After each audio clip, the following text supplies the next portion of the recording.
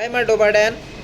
बात 1948 की है, जब होलकर परिवार के उत्तराधिकारी का नंबर आया। तो सीधी सी बात है, पुत्र ही उत्तराधिकारी होगा। लेकिन यहाँ एक समस्या थी।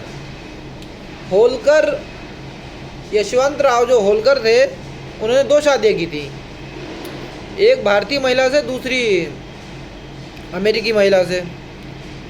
तो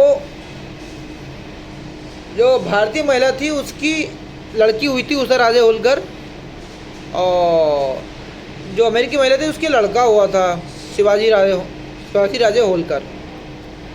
तो उस टाइम प्रधानमंत्री जवाहरलाल नेहरू और गृह मंत्री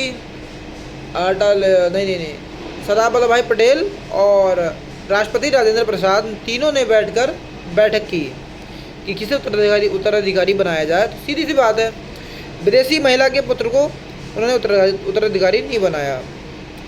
उसके बाद उषा राजे होलकर जो उत्तराधिकारी बनी।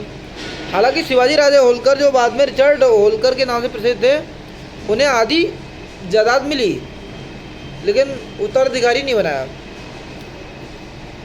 और उसके बाद जो रिचर्ड होलकर हैं, उनको शिवाजी राजे होलकर, उनके बेटे की शादी गोदरेज परिवार की बेटी से हुई, और बेटी की शादी भी शाही राजघराने में हुई है। तो इस बार उन्होंने, जो तीनों लोग थे, प्रधानमंत्री, राष्ट्रपति, गृह मंत्री, तीनों ने ये सलाह ली थी कि विदेशी महिला के बेटे को उत्तराधिकारी नहीं बनाया जा सकता।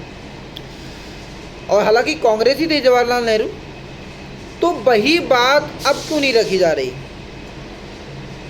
सोनिया गांधी इटली से हैं, विदेशी महिला हैं, राहुल गांधी उनके पुत्र हैं, तो उन्हें प्रधानमंत्री पद के लिए बार बार क्यों इलेक्शन में लड़वाया जाता है। जब वो एक विदेशी महिला के पुत्र हैं तो उन्हें कोई हक नहीं है इलेक्शन लड़ने का, ना ही सांसद बनने का। तो किस तरीके से ये किया जा रहा है, मतलब संविधान कांग्रेस के बाप का था। आप जब चाहे अपनी तरह मोटिवेट कर लो, जब चाहे अपनी तरह बना लो। उस टाइम आपने ये इस तरीके से बना लिया कि कोई महिला, विदेशी महिला का बेटा राजा नहीं बन सकता, और अब ऐसे घुमा के रखा हुआ है कि अब विदेशी महिला का बेटा राजा बन जाएगा अगर जीतेगा। तो जैसे चाहो वैसे संविधान को आप घुमा सकते हो। ये किसने परमिशन दी इनको कि कोई भी धारा जोड़ दोगे संविधान में और बना दोगे।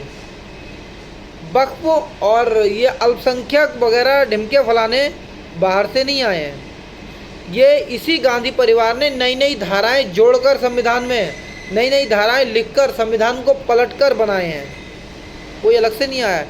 मतलब संविधान इनके घर की साबुन की टिक्की है। मतलब जैसे चाहे वैसे काट के कपड़े धो लो, तिरछा काटना है तिरछा धो लो, और सीधा काटना है सीधा धो लो। वाह भाई वाह।